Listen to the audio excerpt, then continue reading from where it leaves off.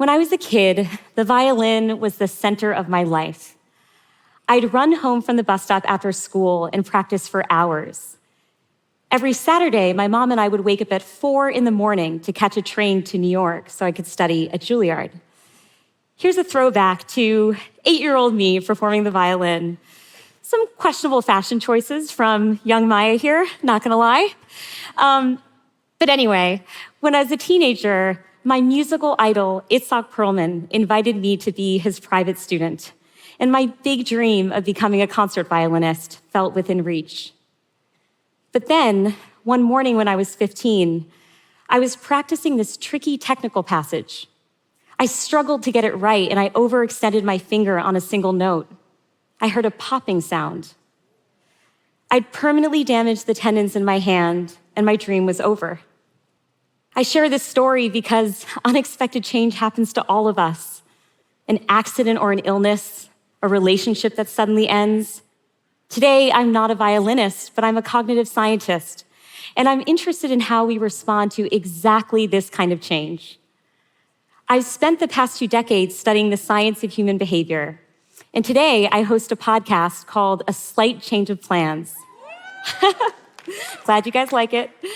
Where I interview people from all over the world about their life-altering experiences. I started this podcast because change is scary for a lot of us, am I right? For one, it is filled with uncertainty, and we hate uncertainty. Research shows that we're more stressed when we're told we have a 50% chance of getting an electric shock than when we're told we have a 100% chance. It's wild, right? I mean, we'd rather be sure that a bad thing is going to happen than to have to deal with any uncertainty. Change is also scary because it involves loss of some kind. By definition, we're departing from an old way of being and entering a new one. And when we experience a change that we wouldn't have chosen for ourselves, it's easy to feel that our lives are contracting, that we're more limited than before. But when we take this perspective, we fail to account for an important fact, that when an unexpected change happens to us, it can also inspire lasting change within us. We become different people on the other side of change. What we're capable of, what we value, and how we define ourselves, these things can all shift. And if we can learn to pay close attention to these internal shifts, we may just find that rather than limiting us, change can actually expand us. All right, today I'm going to share with you 3 questions you can ask yourself the next time life throws you that dreaded curveball. In the moment, I know it's so easy to focus on what you've lost, and so I'm really hoping that you can use these questions as tools to discover all that you might gain. All right, let's start with question number 1. This is inspired by a conversation I had on my podcast with a woman named Christine Ha, and it's about our capabilities. Christine was 24 when a rare autoimmune disease left her permanently blind. At the time, she was learning to cook the Vietnamese dishes that she had loved in childhood, but now cooking even simple meals was tough. She told me that her frustration peaked one day when she was making a peanut butter and jelly sandwich. She struggled to align the 2 slices of bread, and sticky jelly dripped all over her hands and onto the counter. She threw the sandwich into the trash, and she felt really defeated by the limited future that she imagined for herself. Since Christine lived alone, though, she had no choice but to keep at it. She remembers her delight when she successfully cut an orange for the first time, and when she scrambled an egg without burning it. As she spent more hours in the kitchen, she realized that cooking was far more multisensory than she had thought. While she couldn't see if the garlic had browned, she could rely on the smell and the sizzling sounds in the pan. But Christine also realized something bigger. Something new was emerging within her. At the start of her vision loss, she had cooked just to get by. I mean, it was really just a practical thing. But now she was thrilled by the challenge of it all. She tackled harder and harder recipes over the years, and eventually became the first ever blind contestant on the TV show MasterChef. And guess what? She won the entire damn thing. Christine's a rock star. She's an amazing, amazing person. This brings us to the first question that you can ask yourself the next time you face something unexpected. How might this change what you're capable of? When we predict how we'll respond to any given change, we tend to imagine what our present-day selves will be like in that new situation. Research by the psychologist Dan Gilbert shows that we greatly underestimate how much will change in the future, even though we fully acknowledge we've changed considerably in the past. Our psychology continually tricks us into believing that who we are right now in this very moment is the person that's here to stay. But the person meeting the challenges after an unexpected change will be different. You will be different. Today, Christine is a world-renowned chef. She goes by the nickname The Blind Cook, and she owns 3 restaurants in Texas. And importantly, she's really curious about what else she can achieve without vision. These days, you can find her snowboarding and rock climbing on the weekends. Christine shared with me something that she could have never have imagined thinking before all this. That if given the choice today, she would choose not to have her vision restored. Though she did tell me she'd like it back for a moment because she really wants to know what Justin Bieber looks like. All right, let's move on to the second question. This one is about our values, and it's inspired by a conversation I had with a science journalist named Florence Williams. One evening about 5 years ago, Florence and her husband were hosting a dinner party for their friends. As she was preparing the salad, her husband handed her his phone so that she could read an email from a relative. But he'd mistakenly pulled up the wrong email. What Florence saw instead was a lengthy note from her husband confessing his love to another woman. I know. Florence's 25-year marriage came to an end, and she told me that she was taken aback by the physical and emotional intensity of her heartbreak. She said it felt like she'd been plugged into a faulty electrical socket.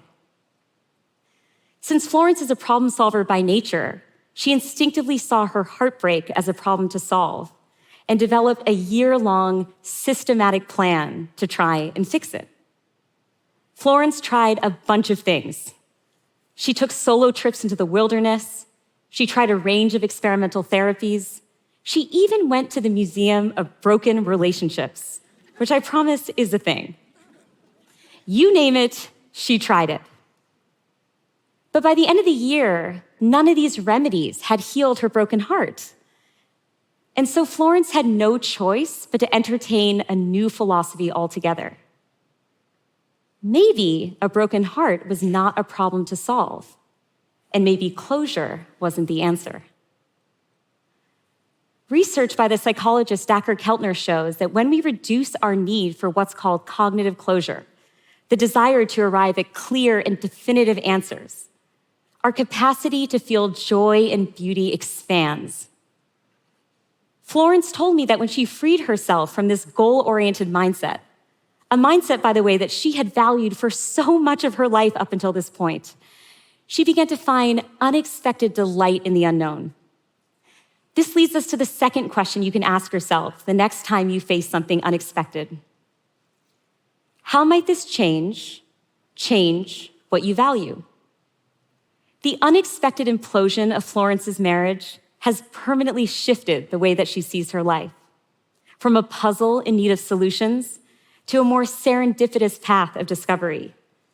Now when Florence goes hiking, she's just as likely to sit still, feeling the breeze, as she is to try and make the summit. She no longer makes 5-year plans. And she's comfortable not knowing all the answers around her heartbreak. By the way, I was texting with Florence the other day, and she's currently in a very happy relationship. If her ex-husband is listening to this, I just want him to know she's doing great, buddy. All right, now on to question number 3. This one is about how we define ourselves. It's about our self-identities. And it comes from my personal story of change with the violin. When my injury took the violin away from me, I found myself grieving not just the loss of the instrument, but also the loss of myself. For so long, the violin had defined me that without it, I wasn't sure who I was or who I could be. I felt stuck. I'd later learned that this phenomenon is known as identity paralysis. It happens to a lot of us when we face the unexpected. Who we think we are and what we're about is suddenly called into question. But I've since realized that there was something different, something more stable that I could have anchored my identity to. And this brings us to that third and final question. How might this change how you define yourself? When I re-examined my relationship with the violin, I discovered that what I really missed wasn't the instrument itself, but the fact that music had given me a vehicle for connecting emotionally with others. I remember as a little kid playing for people and feeling kind of awestruck that we might all feel something new together. What this means for me today is that I no longer anchor my identity to specific pursuits, like being a violinist or a cognitive scientist or a podcaster. Instead, I anchor my identity to what lights me up about those pursuits, what really energizes me. And for me, it's a love of human connection and understanding. I now define myself not by what I do, but why I do it. Look, unexpected change comes for us all, whether we like it or not. And when it does, it can really suck. But I'm hoping that if we can stay open to how we might internally change, how we might expand, it can help us weather the storm. Life recently threw me a new slight change of plans. I've always wanted to be a mom, but becoming one has been difficult. And my husband and I have had to navigate pregnancy losses and other heartbreaks over the years. And now I'm not sure what will happen. But I'm using these 3 questions to help me during this tough time. I'm asking myself how this unexpected challenge might change what I'm capable of, what I value, and how I define myself. I'm still figuring things out, but what I can tell you right now is that I'm imagining a future me who is expanding her definition of what it means to parent, who's perhaps finding what she craved from motherhood in other places. At a minimum, this exploration has allowed me to loosen my grip on the identity of mom just a bit, and I found it freeing. I'm beginning to see change with more possibility, and I'm hoping you can too. Thank you so much.